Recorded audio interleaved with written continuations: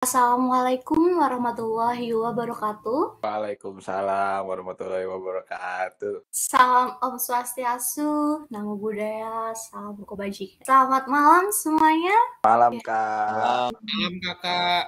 Ya, apa kabar? Semoga dalam keadaan sehat walafiat ya pada malam hari ini. Perkenalkan, saya Ambarani Prianjani, izin untuk memaparkan materi yang berjudul Personal Branding di Era Digital. Izin share screen. Udah ada share screen-nya? Udah, Kak. Oke, perlukah personal branding di era digital ini? Eksistensi merupakan cara untuk menunjukkan keberadaan manusia yang dibentuk oleh kalangan remaja sebagai hasil pembentukan jati diri yang pada akhirnya disadari sebagai hal yang penting untuk menunjukkan potensi.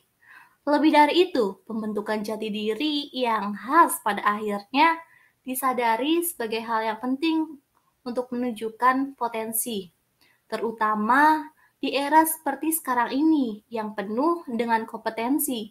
Menunjukkan potensi diri menjadi hal yang paling utama. Yang selanjutnya ada sosial media. Internet merupakan salah satu bentuk media untuk menawarkan berbagai platform yang dapat dipilih sesuai dengan kebutuhan penggunanya. Dengan cara ini juga, personal branding bisa meningkatkan potensi diri melalui dengan sosial media. Di era persaingan seperti ini, banyak individu yang memiliki keahlian yang sama. Oleh karena itu, perlu dibangun personal branding untuk mengenalkan keahlian seseorang agar lebih menonjol dibandingkan keahlian orang lain.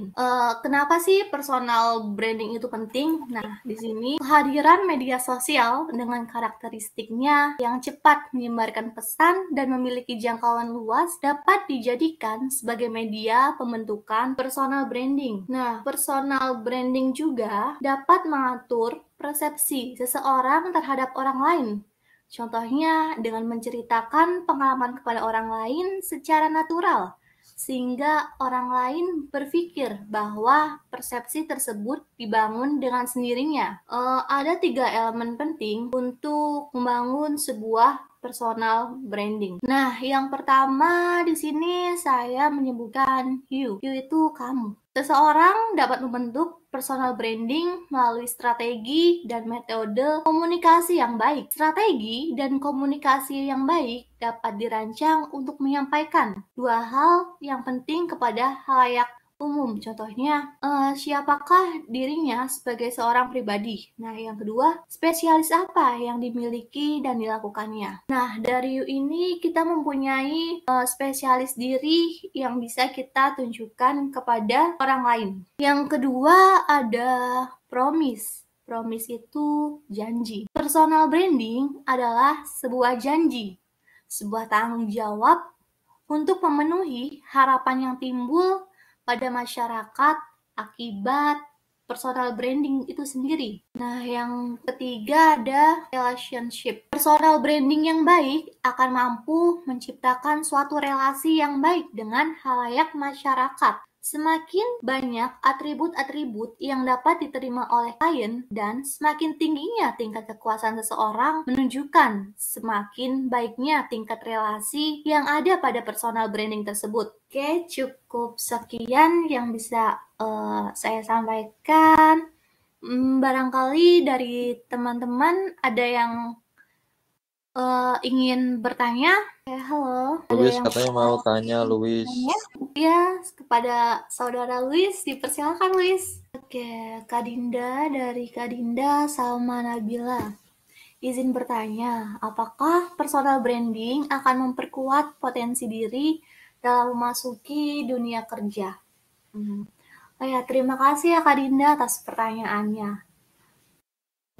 Benar banget Kak Dinda. Personal branding ini memperkuat dalam memasuki dunia kerja. Contohnya saja, misalkan kita punya personal branding di bidang tertentu, itu bisa dimasukkan ke dalam dunia kerja. Contohnya gini Kak Dinda, misalkan kita punya skill dalam mengelola sosial media spesialis. Nah, kita bisa tulis di CV kita mempunyai keahlian dan keterampilan dari sosial media spesialis itu. Nah, dalam hal ini juga Kadinda bisa terapkan di diri Kadinda sendiri.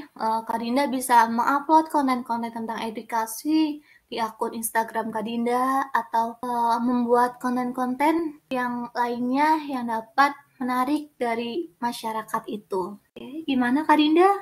Izin bertanya, bagaimana tips dan trik mengelola personal branding yang sesuai dengan kepribadian kita? Oke, terima kasih Kak Tiani Febrianti. Dalam kepribadian ya, gini Kak, misalnya kakak ini mempunyai skill keterampilan atau dalam bidang apa. Nah, kakak itu bisa ditekuni dalam bidang tersebut,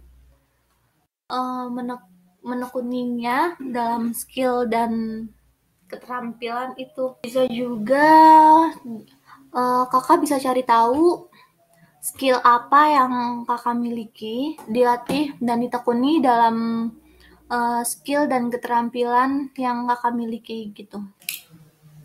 Oke, masih ada yang ingin ditanyakan lagi dalam materi kali ini, personal branding di era digital. Karena dalam era digital ini kita perlu banget adanya personal branding. Apalagi di era yang banyak kehadiran dengan media sosial. Nah, dengan kehadirannya media sosial ini dapat menyebarkan pesan yang memiliki dengan jangkauan yang luas. Dan media sosial juga merupakan strategi dalam pembentukan personal branding. Oke, kalau tidak ada yang ingin ditanyakan lagi, saya tutup saja ya webinar kali ini dengan judul Perlukah Personal Branding di Era Digital. Terima kasih kepada teman-teman yang sudah meluangkan waktunya untuk berbagi, mencari relasi dalam webinar kali ini. Oke, terima kasih waktunya. Saya tutup webinar kali ini. Kurang dan lebihnya mohon maaf. Wabillahi taufiq wal hidayah. Wassalamualaikum warahmatullahi wabarakatuh. Terima kasih semuanya.